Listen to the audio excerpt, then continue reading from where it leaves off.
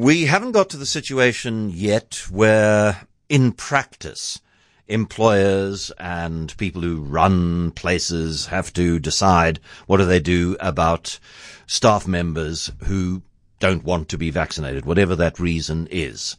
And so there's quite a lot of opinion coming out about that because it is something that faces us. George, do you want to be vaccinated? Nicola, you want to be vaccinated. So the three people with whom I work most closely do want to be vaccinated. But if George, and the government has said that from their point of view, vaccination is not going to be compulsory. If George didn't want to be vaccinated, I would feel deeply uncomfortable about sharing this studio space with him 3 hours a day, 5 days a week. Lauren Salt is an executive in the employment department of law firm E&S Africa. Lauren, good afternoon. Good afternoon, John. Thanks for having me. What are my rights? What are George's rights in the situation that I've just described?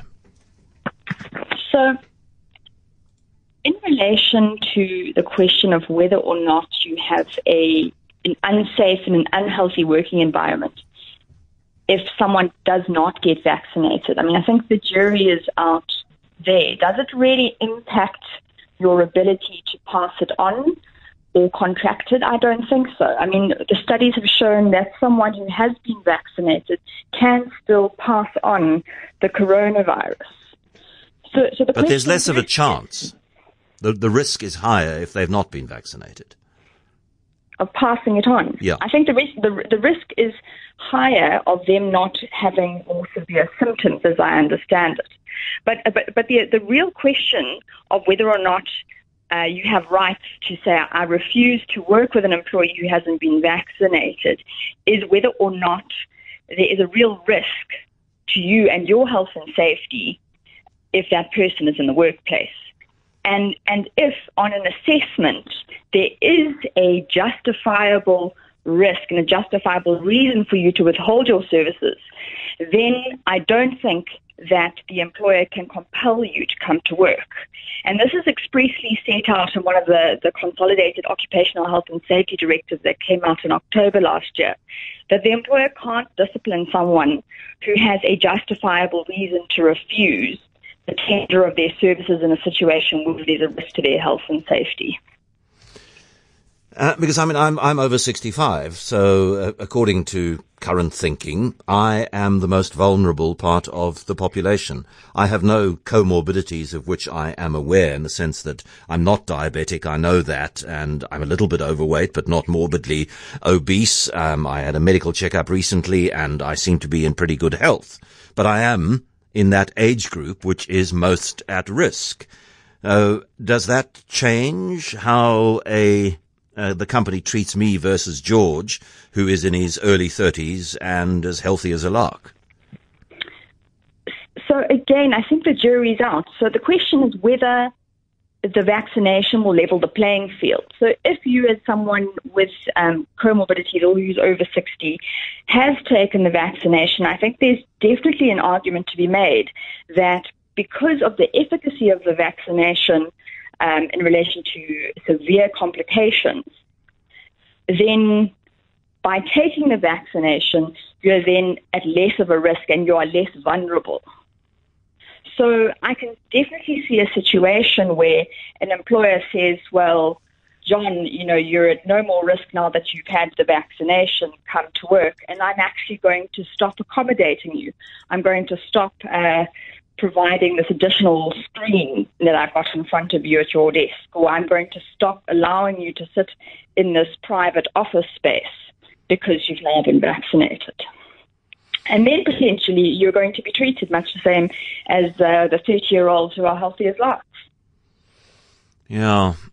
So all of this is for the moment, it's theoretical, isn't it, Lauren? Because, all right, some health workers have been vaccinated, some have not, and I'm not sure how employers of health workers, whether they're hospitals or clinics or, whatever the employment body is, I'm not sure how they're handling it. But this is something that is going to become a reality May, June, July, and then companies are going to be having to deal with things on a day-by-day basis. Absolutely. I think companies are already debating these issues and are trying to come to some form of landing on what their vaccination policy will be. will they compel their employees to take the vaccination? Will they have certain things that they consider justifiable reasons to object to taking the vaccination? People's religious beliefs, cultural beliefs, those sorts of things. People who take a certain kind of medication who ought not to take the vaccination because it may have adverse effects. But somebody who doesn't want to take the vaccination because they believe that Bill Gates is using vaccinations to implant control chips in their DNA, if somebody advances that as a reason, a company is within its rights to say, look, either you get vaccinated or go and find somewhere else to work. Yes. So in that scenario where, on the face of it, there's no justifiable reason to believe that that is the truth, then an employer will be well within its rights to dismiss someone either for operational reasons, potentially incapacity, or misconduct, where, that's a lawful instruction that the employer has given to the employee to take the vaccination. It is, when the situation is a movable feast, as COVID has been for the last year and a bit, it's difficult. But I know that a lot of companies, friends, acquaintances, listeners work for companies where they had very mixed policies on what to do when you felt that you might have the beginnings of something which is approaching a COVID-like symptom. And did you have to have an antigen test or a PCR test or an antibody test before you were allowed back into the workplace? And I don't know. I don't know whether ENS has done any sort of monitoring of situations like that to see whether, by and large, industrial corporate South Africa muddled through those situations. Yeah, absolutely. I think there's so many varying approaches to allowing people to return to work when they've had the virus, and even screening. They've taken temperature away as an indicator, and I can't tell you how many times I'm having my temperature taken.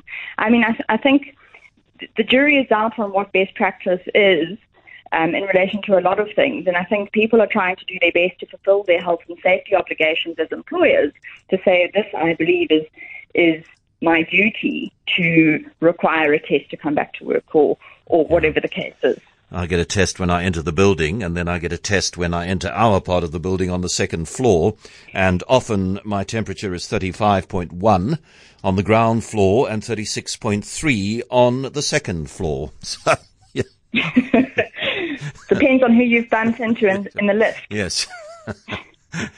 Lauren, thank you very much. There are no definite yeses and nos at the moment, but thank you for a very clear explanation of the possibilities and probabilities. Lauren Salt is an executive in the employment department of law firm ENS Africa.